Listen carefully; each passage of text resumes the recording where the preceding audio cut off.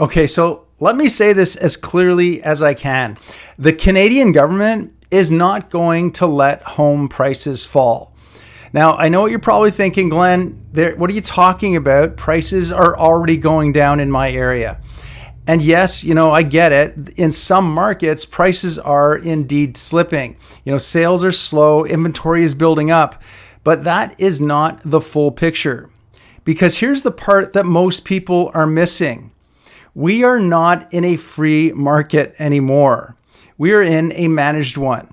And the government, along with the banks, are doing everything that they can to make sure that we don't see a real crash. Not a 30, 40, or even 50% drop like some folks are hoping for. In fact, Canada's new housing minister, he just said out loud in plain language that protecting people's home values is top priority. So if you're waiting on the sidelines for prices to collapse so that you can finally afford a home, or if you're holding off selling because you're worried that the floor is about to drop out, you need to hear what's actually going on. And so in this video, I'm going to break it all down for you. We're going to talk about what the government is saying about home prices and what they're also not saying. Why they can't afford a crash, even if affordability is out of control, what's really happening in the market right now, and what all of this means to you. So whether you're buying, selling, or you're just trying to figure out what your next move is going to be. So let's start off with what was actually said. Robertson, the new federal housing minister, or the former mayor of Vancouver, he was asked if home prices need to come down.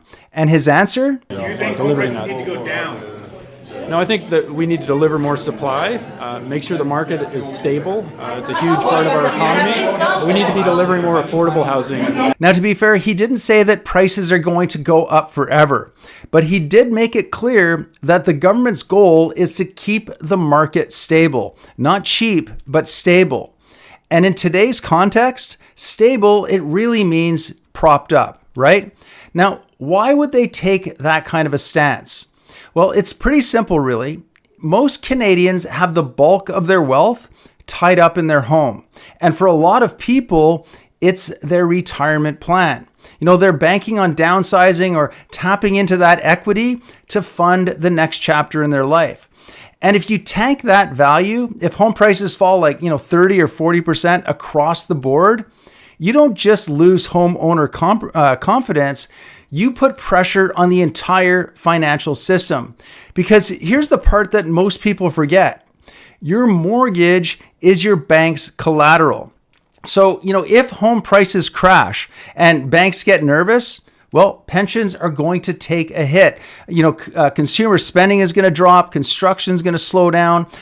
Municipal revenues are going to fall. So it's not just a housing problem anymore. It's become more of an economic problem. And that's why, when markets wobble, the government tends to step in. Actually, it steps in every single time. We saw it during COVID, right? We saw the 6-month mortgage deferrals happening, ultra low interest rates, incentives left, right, and center. And then when you look at it today, things are like negative amortization, where you stop paying down your mortgage and you just cover the interest, right? Or there's the extended amortizations that we're seeing, 60, 80, even 90-year terms, just to keep monthly payments manageable for people. And then there's those soft appraisals on pre-construction. So even where, values have dropped, some mortgage companies or lenders are honoring the original contract price. So, this isn't about helping out the average buyer. It's all about protecting the entire system. And to be honest with you, that system is so big, they don't really have a way out at this point. But here's kind of where people tend to get confused. They look at the local market where they are. Maybe they see prices are coming down 10 or maybe even 15%. Homes are sitting around longer and they think, well, isn't the crash already happening, Glenn? And I get that, right? On the surface, it feels that way for sure. But this is not a crash. It's more like a controlled correction, if you will. Because if this were a real crash, you'd see forced sales, distressed sellers, mortgage defaults totally piling up. But we're not really seeing that. I mean, yes, there is some, but not all that much. So why is that? Well, it's because the system is designed to soften the blow, to stretch it out, if you will, to give you just enough room so that the average Canadian doesn't hit a wall. But prices still hold steady in the long run. So what does all of this mean for you? Well, it kind of depends on where you're at, right? So if you're hoping for prices to fall another, 30 or 40% so that you can finally afford to buy, well, I hate to say it, but you might be waiting for a very long time. And I'm not trying to say that to be negative. I'm just saying it because the government has made their position very clear. Housing isn't just about affordability anymore. It's about financial stability for the entire country. Now, that doesn't mean that prices can't dip anymore. I mean, they can, and in some areas, they actually will.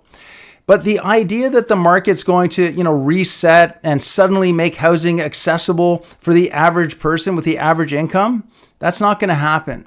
Not this system, and not with these types of politics. Now, let's talk about affordable housing here, because that's a phrase that you're going to hear a lot more in the coming months. But I want to be clear here about what it actually means, because it does not mean homes for the average Canadian to buy, right? What it means is subsidized rentals or co-op housing or government-backed non-market units. And look, there is nothing wrong with those types of solutions. They can help a lot of people get a roof over their head. But if you are a middle-class family and you're trying to get into the market or maybe, help your kids buy one day, that is not going to solve your problem. It's just going to actually widen the divide between those who own and those who do not own. So here's my advice, and it's pretty plain and simple, really. If you're buying, right now is the time to start negotiating because you've got more leverage than you have had in years. Sellers are more flexible and builders, they're often offering incentives right now. But don't expect these massive discounts either, okay?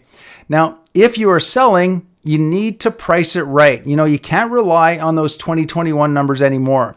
But the right homes, understand that the right homes are still moving and there still are buyers out there for those homes that are priced well and have value, okay? Now, if you're just sitting on the sidelines and you're trying to figure out where all of this is going to go, keep your eye on the policy and not just the prices, because it's the policy that's driving the market right now. It's not your typical supply and demand. Okay, so that's it for now. If you got any value from this video, hit the like button, subscribe to the channel. And of course, if you have any questions, if you want to talk more about this, feel free to reach out using the link in the description box below, book a call.